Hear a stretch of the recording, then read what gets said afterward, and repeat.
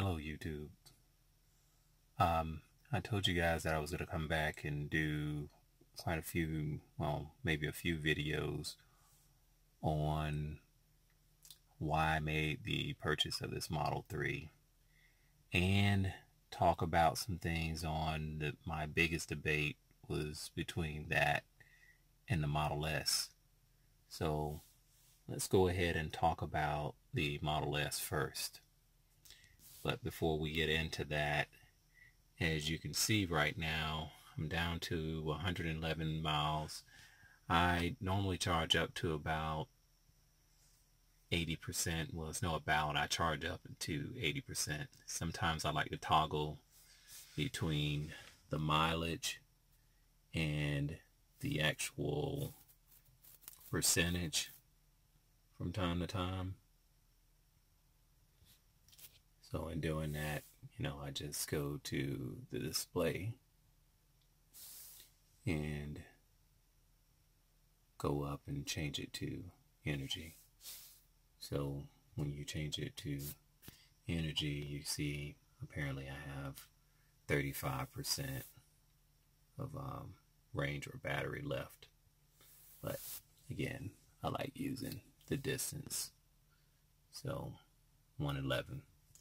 Now, since I last charged, apparently I have 142, I've traveled 142 miles. So that puts me at about 253. Now, what I don't like about that is that it was supposed to charge up to, well, it was charging up to 260. Now 80% is charging up to 255, and now it's even charging up to 254. I'm going to watch that a little bit just to see what happens. Maybe it's calibrating, trying to learn how I drive or whatnot, but whatever it is, we'll see. The crazy part is that I won't learn anything about it for a long time because, again, about 90 to maybe even 99% of my driving is in town. So the 325 miles that I'm supposed to get, it's rare that I'll use it. And when I do use it, it'll be far and in between.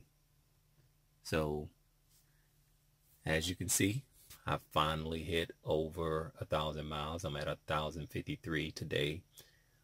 I've traveled that 1,053 miles before I've even had the vehicle within a month. I'm pretty impressed. And the reason I've put those miles on is something that I'll talk to you guys about later on in the video, and that's the mileage that I put on. I haven't just been driving around town showing everyone how great the vehicle is. This purchase was a utility purchase for me, more so than anything. So I try to keep it washed on the outside because it is a bug magnet, and I try to keep it vacuumed because it can get dirty quickly, and I'm really not an individual that likes to clean their car and baby their car. So this car is driven. I believe I made the pickup on the 27th of March, and we haven't even made it to, we're on April 13th, and I'm already at 1,000 miles. And I wanted to say that because I travel about 400 miles a week, and it's really in-town travel. And I was doing this with my '01 Suburban. And in that 101 Suburban, I was loving life. I didn't have a vehicle payment, and life was good. I just wanted to do it a little bit more efficiently, because while I'm paying a certain price that we'll get to once I go to the spreadsheet on the Suburban, it was still every now and then I had to fix something on it, like an AC, or, well, I'd be lying if I'd say I had to fix a starter. It's been the AC most of the time. That AC has been stopping me from doing a lot of things, and it's that blend door actuator that has just been dogging me. I hear in some videos that there are 2 of them. Then I've heard there's as many as 4. Well, mine's been replaced 3 times. And it's just hard to find someone that's trustworthy when it comes down to HVAC here in Tallahassee, as far as I'm concerned. And maybe they are trustworthy, and just maybe they are fixing one thing, and maybe one thing does break, but everybody's busy here in Tallahassee, it seems, for the places that I go anyway. And if any of you guys are in Tallahassee right now that really know of some good AC places that are reasonably priced, that's the other thing. You can probably get things done for a lot cheaper just a few miles outside the city. But I'm so busy on the weekends and most of the weekday that I really don't have the time to do those things. So as I was saying, going back, we're going to talk about why I purchased the Model 3 over the Model S85. Model S85 was really my first choice, and I wanted to go after a used Model S85. I'd settle for the 85D, but I'm not trying to drag race anybody out on the streets or anything. But I just really like the Model 80 on the S85 for its range and its size, and obviously the comfort. I've test drove it quite a few. Well, I've test drove a few Teslas, a few Model S's, and I love the vehicles on the inside. I love the size. You guys see in the video, I'm kind of bothered by the size of the Model 3, but at the same time, when I'm the only one in here, let's call that about 80% of the time when I'm going to work or whatever, it really works out for me much more than my '01 Suburban did. So let's pan over here to, oh man, that's going to be a bad focus. I'll probably be able to talk to you guys and do something else while I talk to you. Well, I'm going to try to switch here and try to overlay this video, the visuals on this video, to something else. So let's talk about the Model 3 versus the S85. And I have a little matrix here. First, we talk about the Model 3, and I'm just comparing the two things. This is how I arrived at it. So if I buy a new 2019 Model 3, it's a new 2019 Model 3. It comes with the warranty. It comes with the peace of mind knowing someone has not been punching it up all and down the street, steadily talking about, oh man, the torque, oh man, the linear takeoff, oh man, the instant torque and all of that. I care about that, but I really don't. And so therefore, I didn't want a vehicle that someone has, basically gunned to death. And while it wouldn't have took any appreciable amount off the battery, yeah, at the premium these vehicles are being sold for, the S85s, I didn't want to chance anything for the most part. Now, on the other hand, if I found one with low miles, around the same price for what the Model 3 was going for at that time, the Model 3 that I'd look at, that became a thing. It became something to weigh against. The other thing that I compare was the new battery technology versus the S85, so-called older battery technology. But if you see in mine here, I actually say, hey, that older technology was actually a proven technology. So it wasn't the worst thing in the world. It was a proven technology. And it's been around for 8 years now, going on 10. And I guess some may be going on 10. And I've seen graphs to where degradation has been as low as between 95 and 98%. And someone has a Tableau viz out there. I can't remember who it is, but the battery degradation is not that bad considering all the money that these drivers have saved over 8 years. If you think that they're saving about $2,000 a year over gas, not in gas, but just over gas, you know, that's $16,000. And considering that you're actually able to fuel up every day you pull into your garage, and if they were doing, again, 99% of their travel in town, or 99% of their travel was under 150 miles a day, to me, it's a no-brainer. So that older proven battery tech was a good thing if you were the vehicle's first owner. Going back to the Model 3 and the new battery tech, the 2170, it's the craze right now. I mean, it's, I don't know if it's necessarily safer, but it's the craze, and that 2170 battery is something else, or the 2170 cell is something else. So for the 2019 and the affordable 2015 S85 and the 2019 Model 3 and the new battery versus the old battery, it was pretty much a dead heat for me, or a tie. Now, where the Model 3 starts winning is getting into the mileage.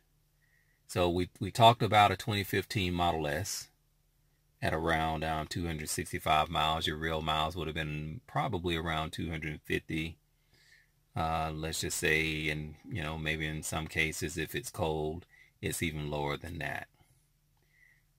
But again, you never know what the first person did with that vehicle, if it's used or whatever. So at 325 miles, knowing that whatever reason that I can't get those 325 miles, that I can see, or I can talk to Tesla, and I know it's in the most optimal conditions, that, you know, I'm probably not going to drive my vehicle like that, but to know that I already have that is a pretty cool thing. Now, smaller cabin versus larger cabin.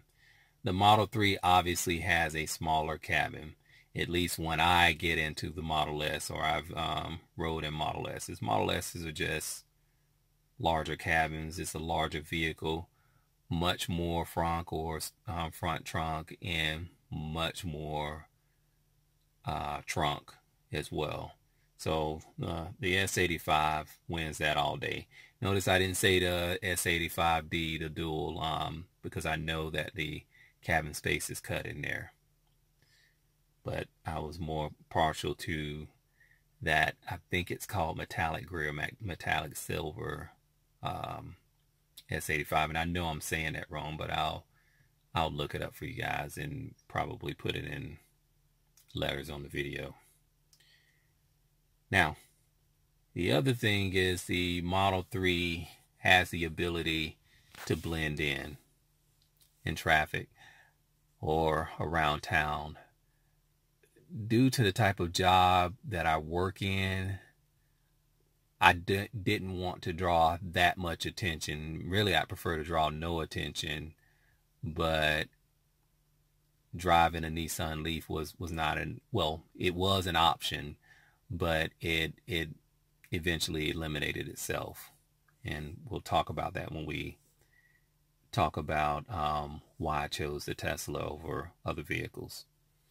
So meanwhile, the S85, even a 2015, it draws attention in the town we're in. And I didn't want that type of attention. So next we go down to the superchargers versus charges. So the S85, you can get most of those and it'll charge for free, or it's supposed to charge for free at the superchargers around town. Meanwhile, the Model 3 charges faster. And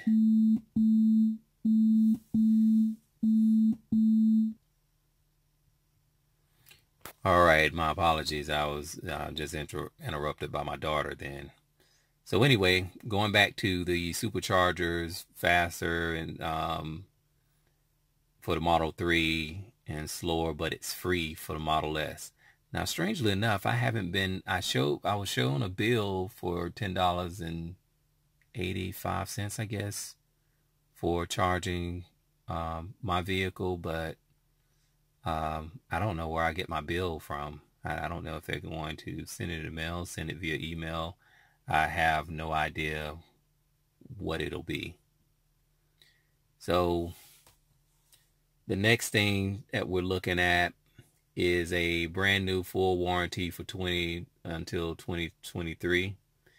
And that's a pretty cool thing, you know, for anything to go bad in here.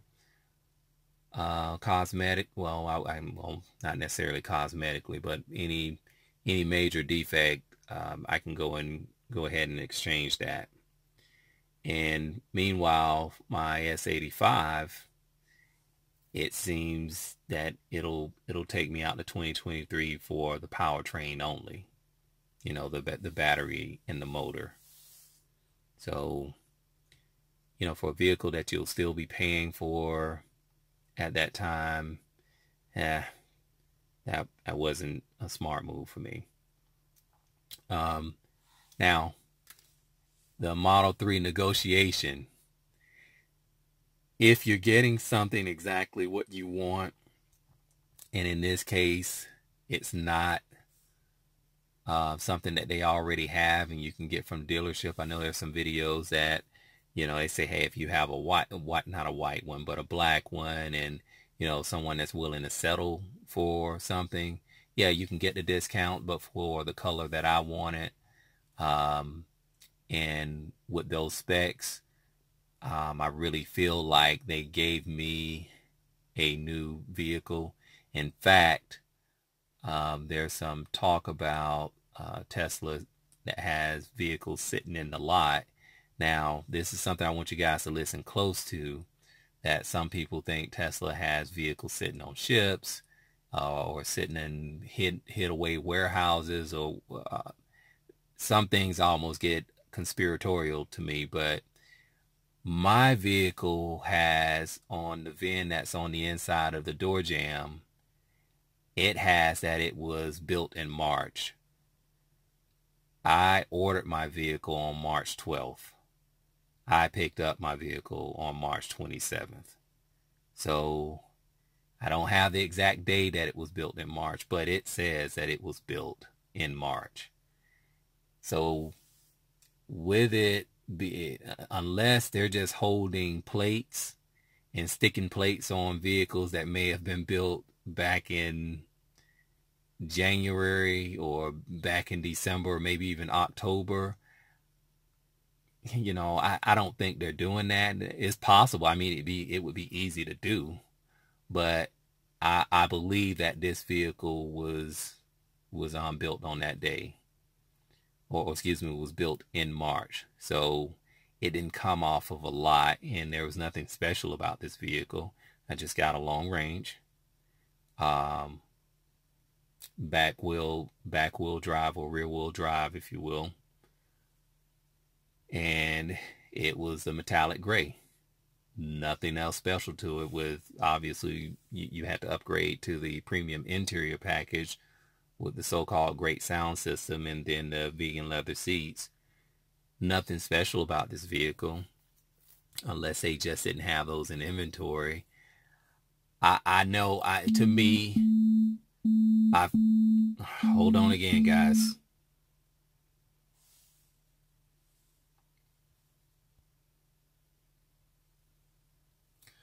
Okay, so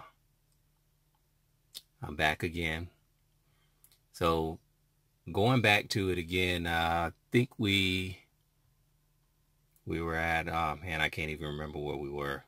I'll probably have to cut this part out of the video. Okay, now I remember where we were. We were talking about the tags and actually the VIN plates and things like that. So going back to that, if they're just holding on to VIN plates and just stamping them on there for vehicles that were built months ago, then maybe they're just spinning the miles back as well, because my vehicle had 5 miles on it, then yeah, we're on a house of cards. But if we are in this house of cards, this is the best driving card I've ever driven or gotten my money's worth out of thus far. The vehicle has run solid for me, and I know people have all these other issues, and I'm hoping that I don't get any of those issues. The issues that I have in my mind, they can't be fixed. Again, the vehicle's a bug magnet, it seems, when you're driving, you know, up a few highways. That's an irritation, but what can you do about that? So we may talk a little bit more about those conspiracies, but for right now, we're going to move on to the next item, and that's new tech versus proven tech. So the Model 3, that's a good solid piece for it.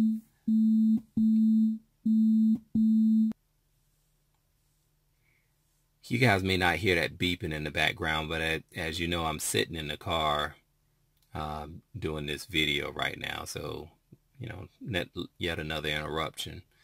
So new tech versus proven tech. They both balance out there, but we've already talked about those pieces at the top, and I apologize, I didn't realize that otherwise. Now, Model 3, true minimalist design on the inside. It is a bit, when I first looked at it, when I drove back from Jacksonville before I bought one, I just said, you know, this single screen thing is just a bit much. I mean, I haven't been in a vehicle like this. I grew up in the 70s and 80s. And so, you know, I'm used to knobs, clusters, and all types of cool stuff. And then when the different door open signals or sounds came in, I can remember when we went from the and to the boom, boom, boom, or your door is open, your door is, I can remember, and I can, you know, lean into all those things. But even then, we always had dashboards, we always had clusters and whatnot, or in different things. And even when it went digital, we still had dashboards.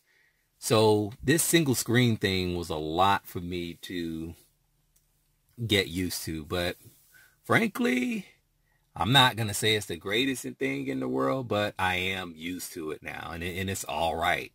And no, I don't lose too much attention from the road if I need to see something. And I think, as the guy Joe Scott on his video, I follow his channel a lot.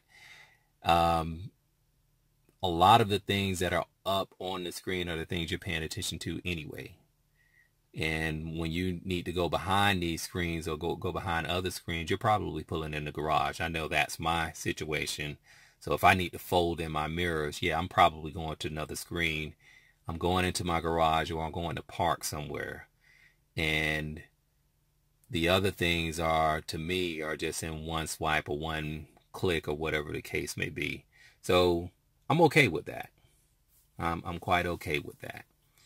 But the Model S still has the more attractive dashboard on the inside, because it has the middle screen plus the speedometer and all that cool stuff going on the inside. So that's just cool.